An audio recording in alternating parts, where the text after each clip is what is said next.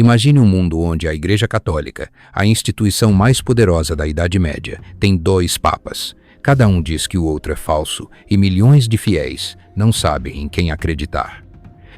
Esse foi o cenário do Grande Cisma do Ocidente, uma crise que durou quase 40 anos e abalou os alicerces da cristandade. Mas o que causou essa divisão, como a política e o poder influenciaram essa ruptura. E o mais importante, como os fiéis comuns lidaram com essa confusão. Venha ver o que há além da superfície. Se inscreva no canal, deixe seu like e ative o sininho. O século XIV foi um período de caos e transformação. A peste negra, que varreu a Europa entre 1347 e 1351, matou 1/3 da população.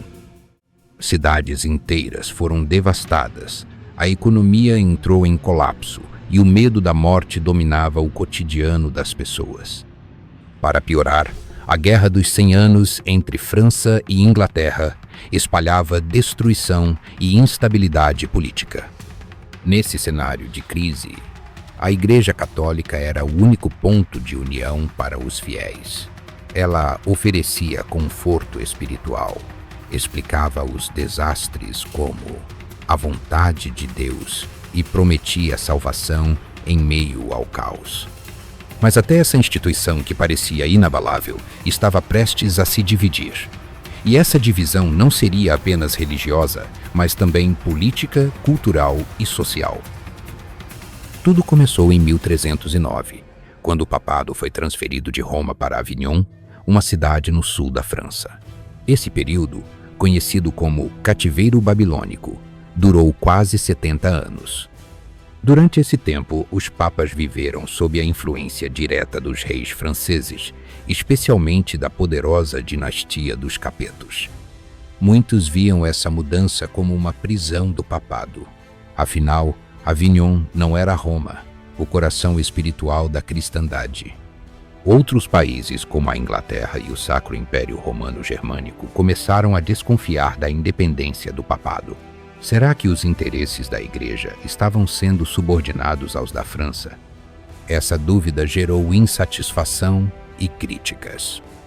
Em 1377, o Papa Gregório XI decidiu retornar a Roma, vindo de Avignon, no sul da França, onde o papado estava estabelecido desde 1309. Ele atendeu aos apelos de figuras influentes como Santa Catarina de Siena, uma mística italiana que acreditava que o papado só poderia recuperar sua autoridade espiritual se estivesse em Roma. Mas o retorno não foi fácil. A cidade estava em crise, com facções políticas rivais e uma população descontente. Pouco depois de voltar, Gregório XI morreu, em 1378. Sua morte abriu caminho para uma eleição papal, que mergulharia a Igreja em uma crise sem precedentes. Sob pressão do povo romano, que exigia um papa italiano, os cardeais elegeram Urbano VI. Ele era conhecido por seu temperamento forte e suas reformas radicais, que incluíam críticas ao luxo e à corrupção no clero. No início, os cardeais apoiaram sua eleição, mas logo se arrependeram. Urbano VI era autoritário e imprevisível. Ele insultava cardeais publicamente, tomava decisões unilaterais e ameaçava reformar a Igreja de forma drástica. Insatisfeitos, os cardeais franceses declararam a eleição inválida, alegando que haviam sido coagidos pelo povo romano. Eles fugiram para Avignon e elegeram um novo papa, Clemente VII. Assim começou o Grande Cisma do Ocidente. Agora, a cristandade tinha 2 papas, um em Roma e outro em Avignon. Cada um excomungou o outro e milhões de fiéis ficaram divididos. A divisão não foi apenas religiosa, mas também política. França, Escócia e Castela apoiaram o Papa de Avignon, Clemente VII, enquanto Inglaterra, Alemanha e a maior parte da Itália ficaram do lado de Urbano VI em Roma. Essa divisão refletia as rivalidades políticas da época especialmente a Guerra dos 100 Anos entre França e Inglaterra.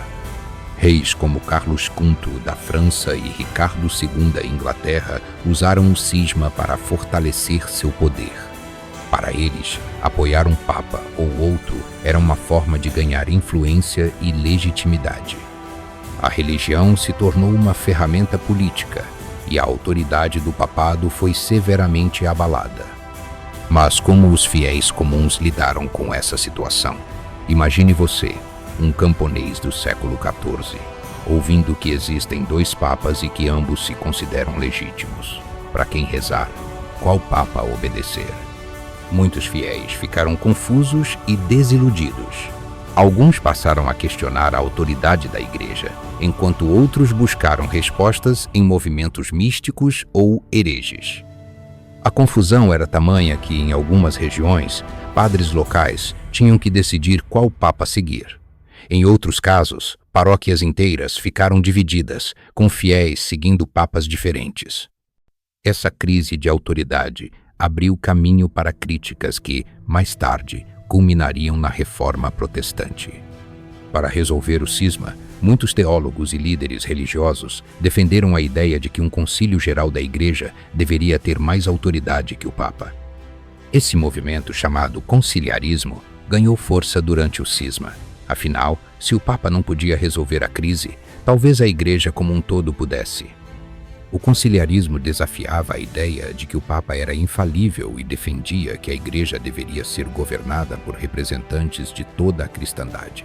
Essa ideia revolucionária influenciaria a Igreja por séculos.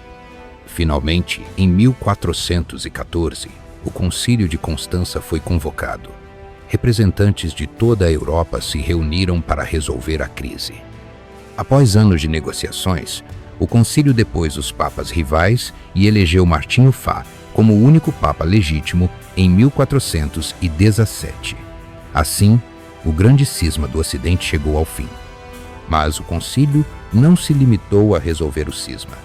Ele também condenou hereges como Jan Hus, um reformador tcheco que criticava a corrupção na igreja.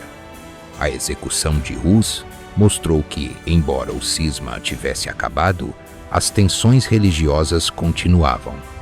O grande cisma deixou marcas profundas. A autoridade do papado nunca mais foi a mesma, e o conciliarismo continuou a influenciar a igreja.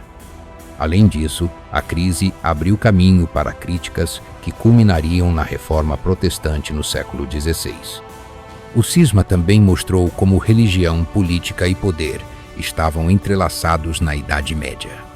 Foi um período de caos, mas também de transformação que moldou o futuro da Europa.